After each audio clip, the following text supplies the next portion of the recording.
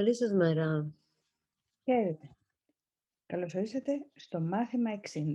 Εσείως συμπληρώσαμε 60 ημέρες που είμαστε μαζί. 2 μήνες. Ναι. Αν εφαρμόζετε τις ασκήσεις θαυμάτων, τα μαθήματα, όπως προτείνουν τα ίδια, εάν δηλαδή εκτός από την παρακολούθηση αυτής της καθημερινής επικοινωνίας μας, μπαίνετε στην ιστοσελίδα noosfera.gr, βρίσκετε την ενότητα μαθήματα θαυμάτων και κάνετε το μάθημα της ημέρας ή έχετε το βιβλίο ένα μάθημα θαυμάτων, ένα μάθημα στα θαύματα από τις εκδόσεις Δίων, τότε και τα εφαρμόζατε, τότε θα πρέπει ήδη να έχουν εμφανιστεί κάποιες αλλαγές μέσα σας. Και αυτές θα συνεχίσουν να αναπτύσσονται καθώς θα περνάει ο καιρός. Θα έχετε αυθόρμητα άλλης ποιότητας στάση Και και σκέψη. σκέψη. Πάμε λοιπόν στο σημερινό μάθημα 60 με μία ερώτηση. Ξέρετε ποια είναι η μεγαλύτερη δύναμη στη γη? Τόσο ισχυρή που είναι πάνω από οποιοδήποτε όπλο, είναι αυτή που λέει την τελευταία λέξη σε κάθε διαμάχη και τη λύγει.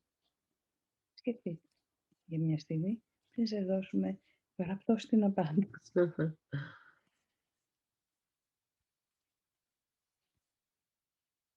Η ύψιστη δύναμη στη γη είναι η επιλογή της συγχώρεσης.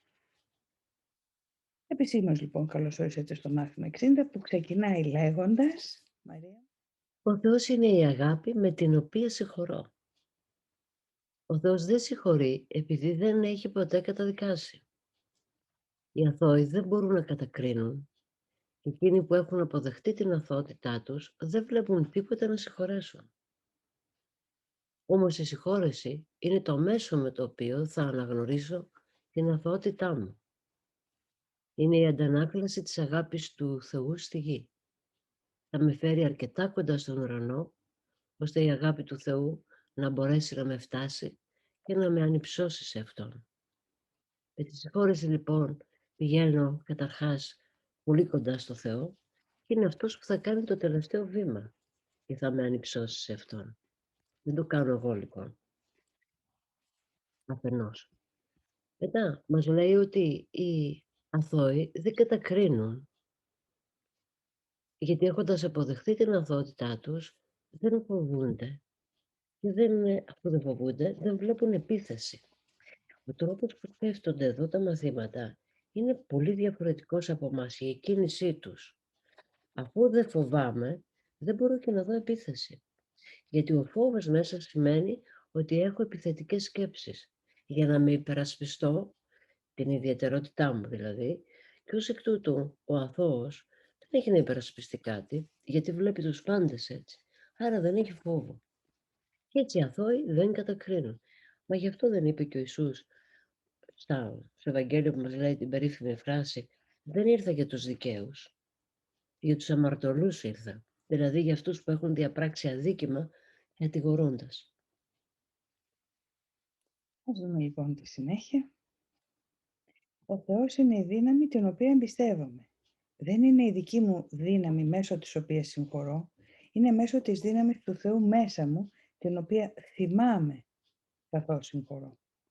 Καθώς αρχίζω να βλέπω, αναγνωρίζω την αντανάκλασή του στη γη. Συγχωρώ όλα τα πράγματα, επειδή αισθάνομαι το ξύπνημα της δύναμης του μέσα μου και αρχίζω να θυμάμαι την αγάπη που επέλεξα να ξεχάσω, η οποία όμως δεν με έχει ξεχάσει.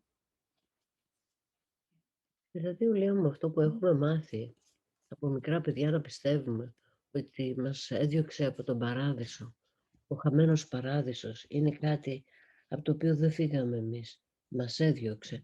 Εδώ με αυτή τη φράση καταρρίπτεται ότι αυτός δεν με έχει ξεχάσει. Ναι, η αγάπη δεν με έχει ξεχάσει.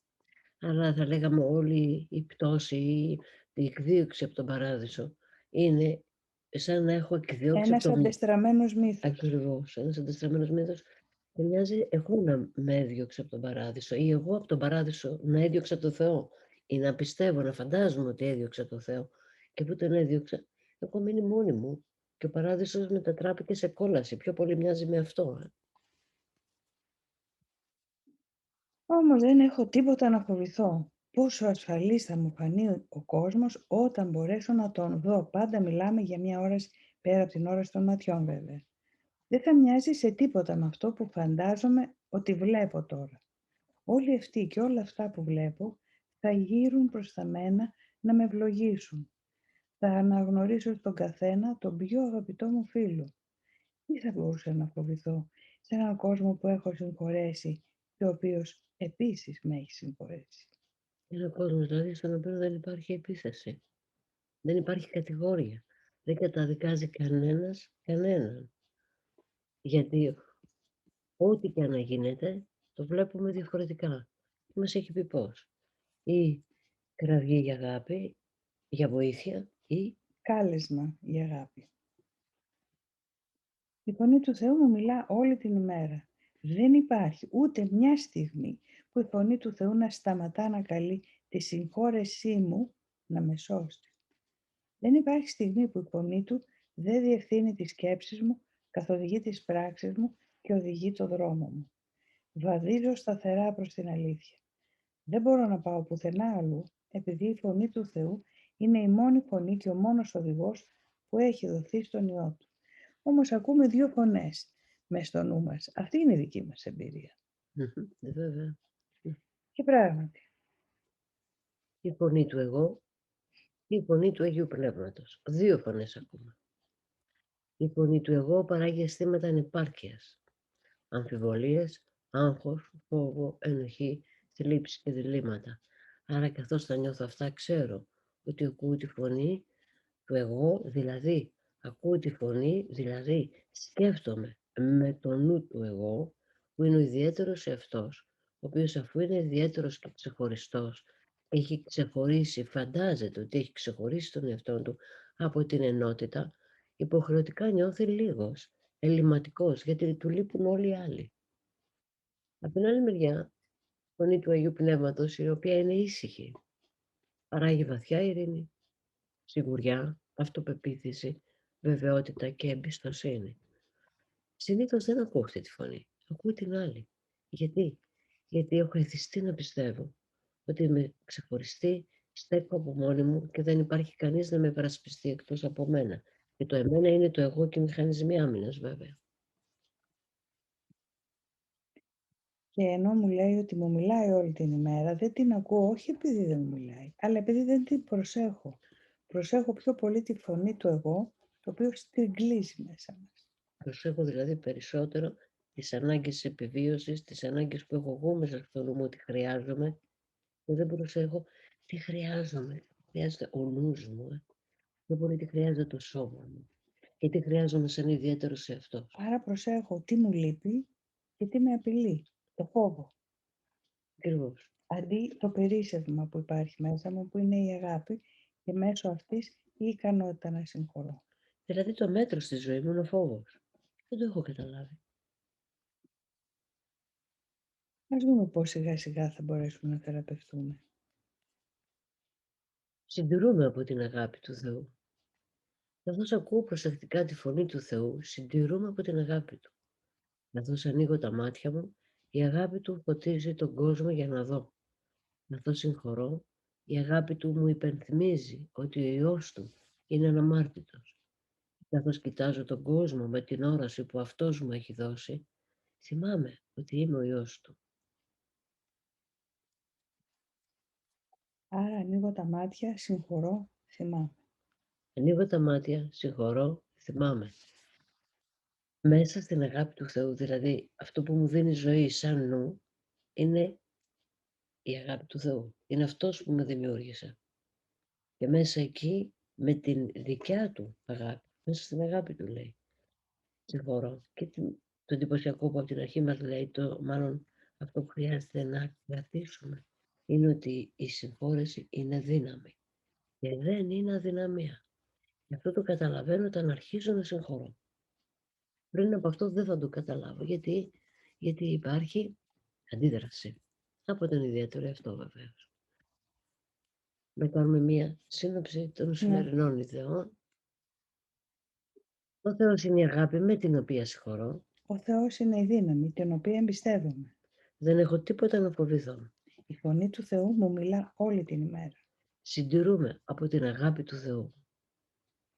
Όποια από αυτές τις ιδέες σας εμπνέει περισσότερο, πάρτε τη για συντροφιά σας, να σας τυλίγει, να σας αγκαλιάζει όλη μέρα.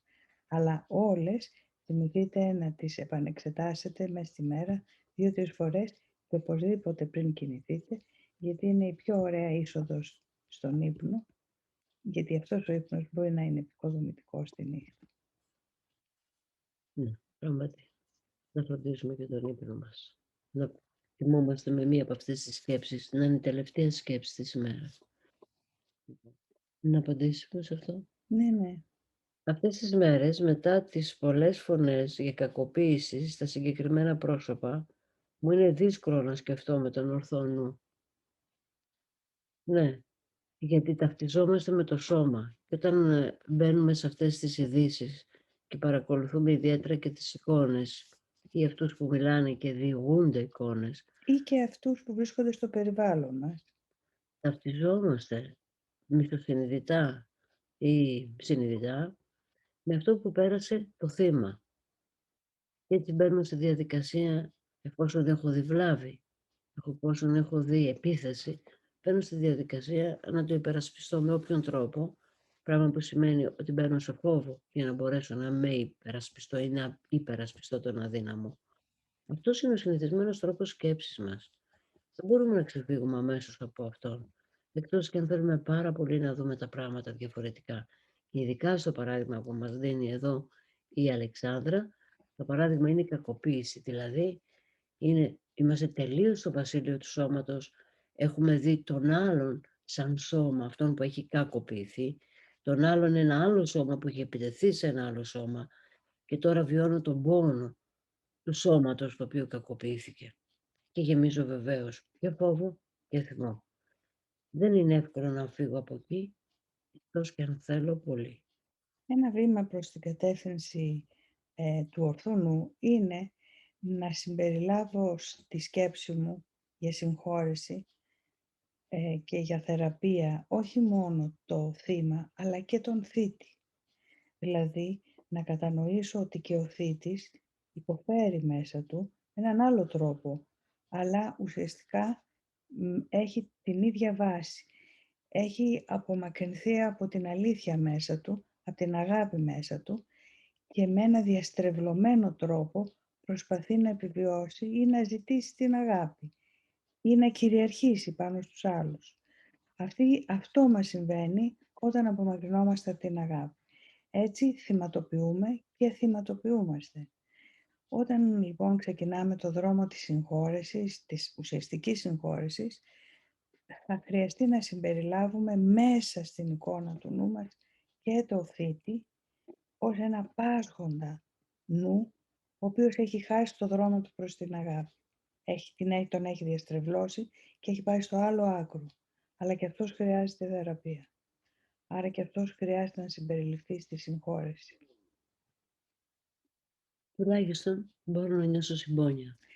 Και επίσης, αν δεν μπορώ στην παρούσα φάση να έχω την επιοίκεια ή τη διάθεση να ανοίξω το νου μου για να συμπεριλάβω και το θήτη, είναι εντάξει. Συγχωρώ τον εαυτό μου και γι' αυτό. Δεν είναι αυτή η στιγμή, αλλά μια μέρα αυτό θα μπορέσω να το κάνω.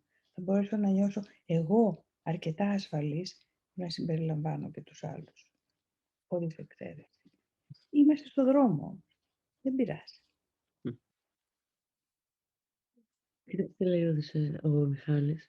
Αυτός ο διαλογισμός άρχισε να λειτουργεί για μένα από τότε που στη θέση του απέναντι προσώπου που απελευθερώνω, συγχωρώ, άρχισα να βάζω τον εαυτό μου. Όντως. Και ο εαυτός συμπεριλαμβάνεται σε αυτούς που μπορούμε να βάλουμε. Κυρίως, Ναι, γιατί αυτός είναι που καταδικάζει. έτσι. Με συγχωρώ που καταδικάζω. Και που καταδικάζω και εμένα.